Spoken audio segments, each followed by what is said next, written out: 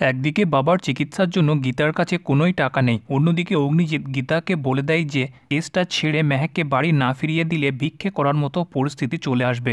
অগ্নিজিতের যাওয়ার পর সেখানে কৃপান এসে গীতার হাতে একটা বাটি ধরিয়ে দিয়ে তাকে 1 টাকা দিয়ে বলে যে ভিক্ষে করা ছাড়া তোর কোনো উপায় নেই, এই নে তোকে প্রথম ভিক্ষেটা আমিই দিলাম। কৃপান গীতাকে ওয়ার্নিং দিয়ে বলে যে এই কেসটা থেকে ছাড়া পাওয়ার পর আমার প্রথম টার্গেট তুই হবি। অন্যদিকে গীতার মাথায় একটাই কথা ঘুরতে থাকে যে বাবার চিকিৎসার জন্য এত টাকা সে কোথায় পাবে।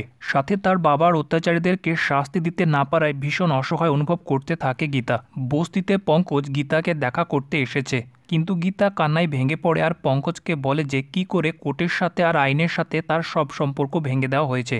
গীতা এখন এই লড়াই তাদের কাছে হেরে গেছে, তার এখন শুধু তার বাবাকে বাঁচানোর প্রয়োজন, কিন্তু তার কাছে 1 টাকাও নেই যে সে তার বাবাকে বাঁচাবে। পঙ্কজের চলে যাওয়ার পর গীতা একটা ল ফার্মে কাজের সন্ধান পায় আর গীতার মনে একটা আশা জাগে। তখনই একজন লুকিয়ে কৃপানকে ফোন করে বলে গীতা আমাদের টোপে ফেসে গেছে। কৃপান বলে এবার জমবে খেলা, কারণ গীতা জানে না ওটা আমাদের কোম্পানি। অন্যদিকে গিনি সাত্বিককে ওয়ার্নিং দেয় যে আমার কষ্ট সহ্য করা অনেক হয়েছে, এবার তোমার আর গীতার জীবন আমি নরক বানিয়ে দেব। তারপর পুরো পরিবার সেখানে এলে তাদের সঙ্গেও গিনি সমানে কথা কাটাকাটি শুরু করে দেয়। পরের দিন গীতা তার কাজের জন্য নতুন ল ফার্মটিতে যোগাযোগ করার জন্য যায়। তারপর গীতা সেখানকার বস সৈকত দত্তের সঙ্গে দেখা করার জন্য যখন তার কেবিনে যায়, গীতা গিয়ে দেখে সেখানে অন্য কেউ নয় বরং বসে আছে কৃপান, আর কৃপানকে দেখে গীতা হতবাক হয়ে যায়।